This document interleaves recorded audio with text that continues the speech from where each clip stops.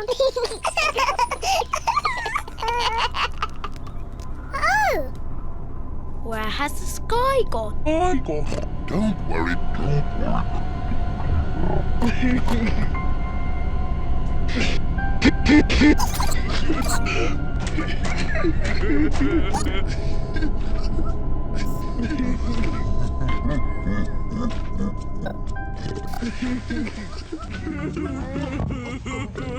Where has the sky gone? And now, the conclusion.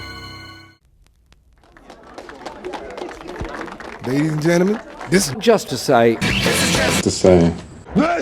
is Just to say.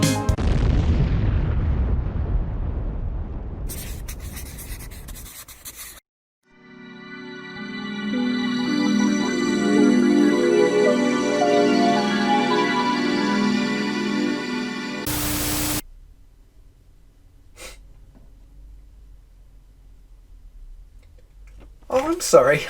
I didn't hear you come in. Just engrossed in some old faves. Welcome to This Is Just to Say, the show that has no mouth but must scream about poetry. My name is. And let's start with a quick look at the poetry headlines.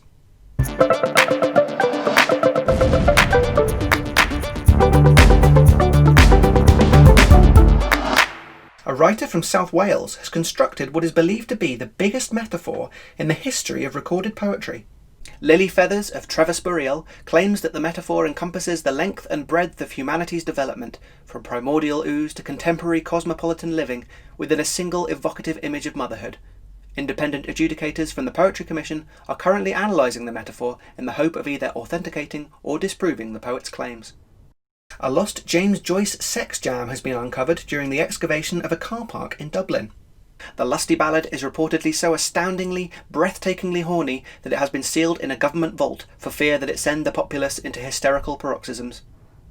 And an up-and-coming slam poet has rhymed the words democracy and hypocrisy, shaking an open mic audience out of their apathetic stupor. Wesley the wordsmith, who was performing at Swallow My Verse in London, said that he just wanted to make people think, like, really think.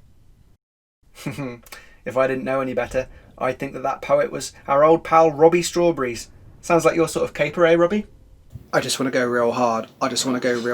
Pink diamond in the dark. I just want to go real hard. That's our Robbie. If for some inconceivable reason you want to hear more from R. Straubs, you can tune into his new YouTube show, What If Rappers Had Different Accents? Dear Mr. I'm Too Good to Call or Write My Fans, this'll be the last package I ever send your ass. It's been 6 months and still no word. I don't deserve it. And now, this.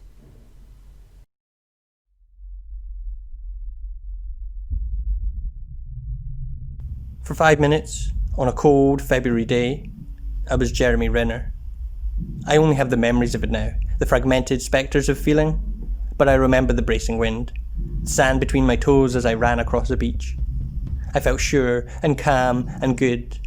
I felt as sure and calm and good as anyone ever could be, as anyone ever has been, unless they too are Jeremy Renner. I was Jeremy Renner for 5 minutes on a beach, and I was sure and calm and good. It was sweet and easy and powerful, and there was no one who could take that away from me. Such peace and tranquility can be measured. It's a reminder that the divine is always with us, on the beach, in the home, on this earth, in the heavens above. It's there in the streets, and in the parks, and in the castles, and in the coves, and it's even there when we go to work.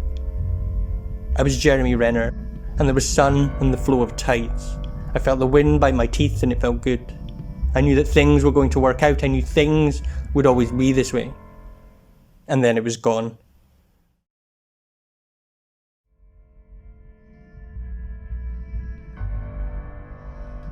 But just as the sun sets every day, and everyone we love will draw a last breath, I had that truth, that moment, that day, and it was sure and calm and good, and it was fading into memory, twisting into another time and another place, and I saw it slip away forever, like that dream I have where my arms are made from church bars. I was Jeremy Renner for 5 minutes on a beach, and it felt sure and calm and good. And I think I was also a dog, but I don't really care for that part. That contribution was kindly donated by Willoughby Johansen of Scotland. Willoughby is one of the key faces in Edinburgh's exciting up-and-coming Hump Day microscene. His debut pamphlet, published in a limited run by Flotsam Experimental Editions, takes the form of a metre-by-metre square bulletin board, with each poem pinned to the board on a post-it note. A razor-sharp satire of contemporary office culture and a quirky conversation piece in one. Highly recommended. Now, we've had a lot of feedback on our first episode.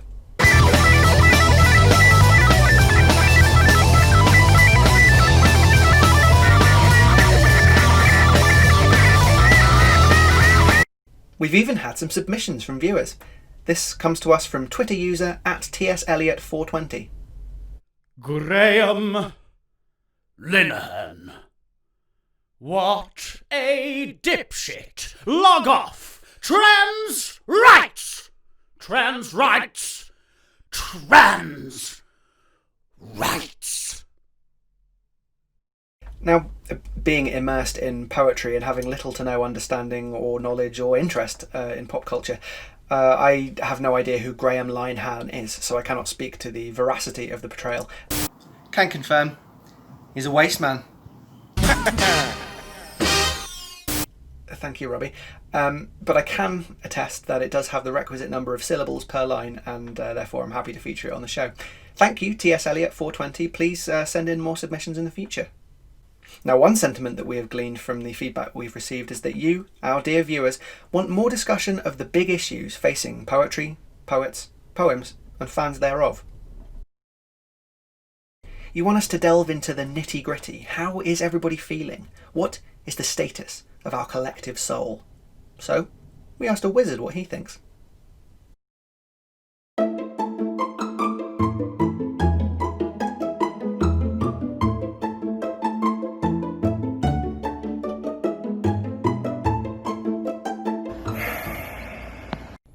In the inevitable course of incubating on the gradations of human desolation, one comes to an insatiable conclusion that a stratified typology of existential pathology, from ennui to anomie to some truly vertiginous schizotypal phenomenologies, is required for the true contemplation and appreciation of the mortal bloodshot struggle through this frankly horrifying veil of tears.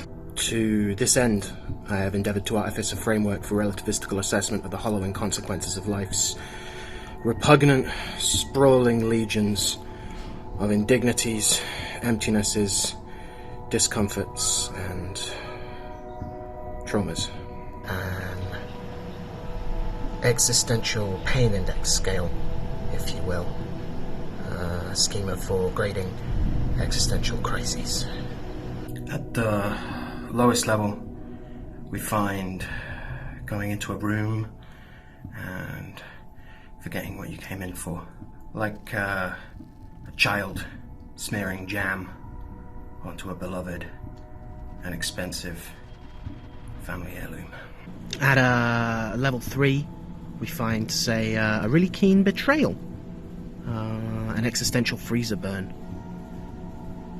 Scarring quite surprisingly brightly, actually. At medium levels, like level 5, you start to encounter some really quite enchantingly bitter lonelinesses, like failing to crowdsource pain meds, or the icy finger of innumerable blurring 5 a.m.s slowly disemboweling your... And at level 7, the highest level, we find some really evisceratingly acute crises of identity, akin only to attempting to remove grease paint with a hedge trimmer.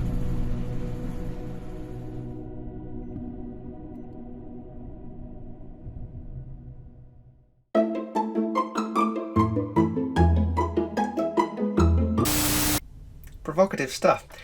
Now, unfortunately, poetry is not currently lucrative enough to keep the lights on around here. Duh. So, a word now from our sponsor. Something to do with blockchain. Poetry. Who has the time? Let's be honest. Nobody. Poets don't have time to write it, you don't have time to read it. So what are we going to do about that? We'll tell you. Adaptive Creatives, an artistic tech disruptor making waves in the theoretical space, has announced a state-of-the-art partnership with Creative Disruptives, a theoretical art space at the forefront of adaptive tech. Together, they are jazzed to bring you Poetry Chain. What if we told you that poetry, in its entirety, could be condensed into a minuscule nugget of data and transferred through readers and writers alike using the blockchain? Any new poems, from a quick haiku doodle on a McDonald's napkin to the latest incendiary, critically lauded, multiple prize-winning, financially doomed pamphlet, will be automatically encoded with every other poem ever written. All you need to do is read one new poem, and not only will you have read that poem, but you will automatically have read every other poem ever written. That's right, you read one poem and you've literally read them all, and in a fraction of the time it would take to read them properly. Join us. Honour the glittering history of poetry by embracing its shiny, streamlined future. No need for shelves full of poetry collections. Save money, save time, save paper. After all, without trees, how will our children be able to write poems about trees? And that's not all. Currently in late beta, a mere hop, skip and jump from market is Performance Chain. This fully AI-enabled poetry bot will utilise machine learning to create the ultimate professional amateur poet. Simply tune in to a single performance via your smartphone or tablet, from the comfort of your own bed if you so wish, and presto, you need never again attend an open mic night. Poetry Chain. Because honestly, who has the time? Well, I'm afraid that's it for another episode of This Is Just to Say. Doesn't time just fly when you're having fun? Thank you sincerely for being with us. Please tune in to our next episode, where we will be unveiling an entirely revamped aesthetic with 150% more content. And now for a new section that we like to call Bard Arse. Introducing a brand new section, Whomst the Introducing Lobachevsky's Pendulum. Put your money where your metaphor is. Venga bus or Venga bust? Nothing but an analogy thang. Haiku deathmatch.